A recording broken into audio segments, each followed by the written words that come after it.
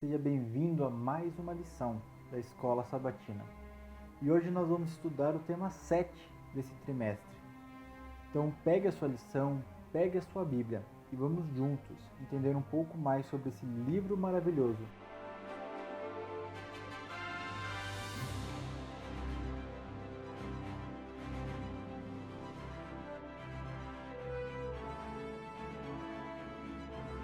O primeiro ponto que nós vamos estudar nessa lição é sobre o idioma. O idioma é um fator muito importante se você parar para analisar, porque foi através dele que Deus deu a sua mensagem para o povo. O Antigo Testamento, os primeiros livros da Bíblia, foram escritos em hebraico. E por que o hebraico? O povo de Deus havia acabado de deixar o Egito, libertos de uma tirania, de uma escravidão, e agora eles estavam indo rumo à terra prometida. Todos os outros povos, todas as outras nações precisavam de um exemplo para seguir. Então Deus escolhe esse povo, separa esse povo e dá a permissão deles escreverem todas as palavras na sua linguagem, o hebraico, justamente para transmitir essa mensagem através do seu exemplo. O povo de Deus sendo um exemplo claro para os outros povos. O Novo Testamento ele já tem uma roupagem um pouco diferente. Se você for pegar após o sacrifício de Cristo, agora não haveria mais judeus como exemplo, mas haveriam cristãos. Cristãos de todos os povos. Aí o evangelho se abre para gentios, para judeus, para todos os povos, para nós hoje também. Para que nós também sejamos exemplo, como assim ele queria antigamente. Para que isso pudesse acontecer, ele precisava que o Evangelho, o Novo Testamento, fosse escrito de uma linguagem universal. Naquela época, a cultura grega começava a decolar.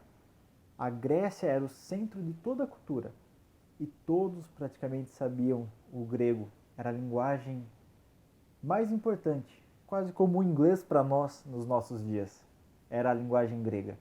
Então, o Novo Testamento é escrito nessa linguagem, com esse propósito de levar esse evangelho para todos os povos conhecidos.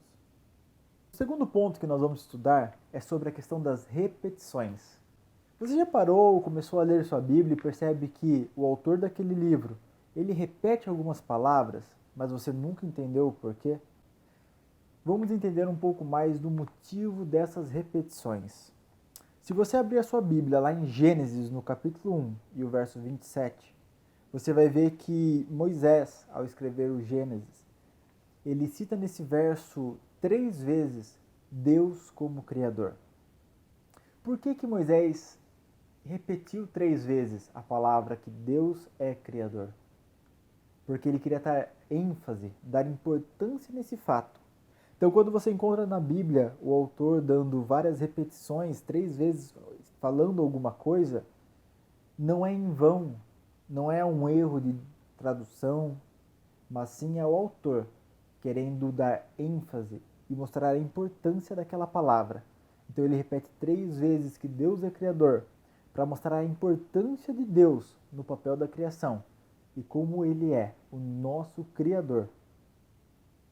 Também, se você for pegar Isaías no capítulo 6 e o verso 3, Isaías também repete isso. Lá fala assim: Santo, Santo, Santo é o Senhor dos Exércitos. Isaías ali estava ressaltando a santidade de Deus. Como é maravilhoso entendermos e sabermos que Deus inspira autores para que a importância e o foco daqueles versículos sejam dados para nós, para que nós possamos estudar de uma maneira melhor, para que nós possamos entender de uma maneira melhor toda a palavra inspirada por Deus para nossos dias.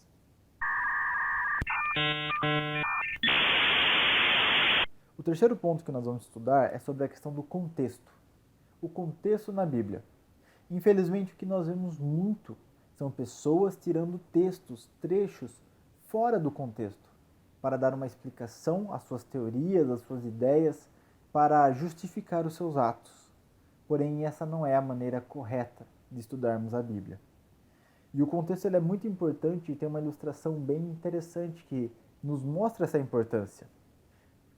Diz essa ilustração que um homem não sabia mais o que fazer da sua vida, não tinha rumo, havia perdido seu emprego, e ele queria uma resposta de Deus. Então ele começou a procurar uma Bíblia que ele tinha na sua casa e achou.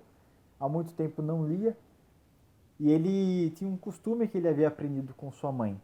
Ele abria em um versículo aleatório, lia e o que saísse era realmente para ele fazer. Então ele usou esse método de sorte e abriu.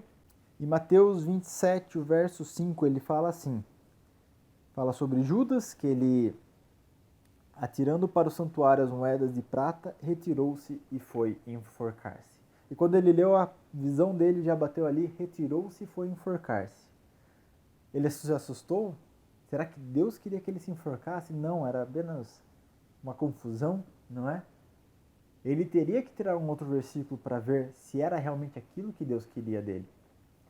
Então ele pega a sua Bíblia novamente, abre de uma forma aleatória, e o verso que ele acaba caindo é 1 Reis, o capítulo 17 e o verso 13.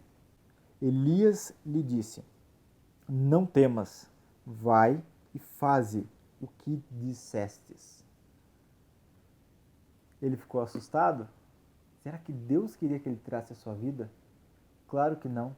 Deus deu a sua vida para nos dar vida.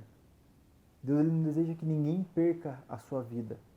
O pecado, a sua consequência, a morte não era plano de Deus.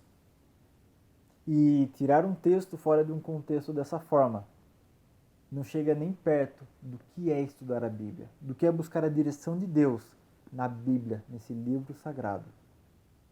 Nós temos que estudar textos dentro de contextos. Então você vai entender assuntos muito polêmicos, como por exemplo a volta de Jesus, a morte, a criação, sobre o dom de línguas, sobre o amor de Deus, sobre o perdão. A Bíblia, ele é um livro completo, presente para todas as situações de nossa vida. O nosso trabalho, o nosso único trabalho, é abrirmos, estudarmos, lermos e entender o que o texto e o contexto vêm dizer para nós. Muitas pessoas, muitas nações, muitos países não têm a Bíblia traduzida em sua linguagem. Nós temos o privilégio de termos a Bíblia traduzida em nossa linguagem, em diversas versões, linguagens atuais, linguagens mais antigas, e temos a liberdade de prestar culto a Deus, de estudarmos essa Sagrada Escritura. Não perca essa chance.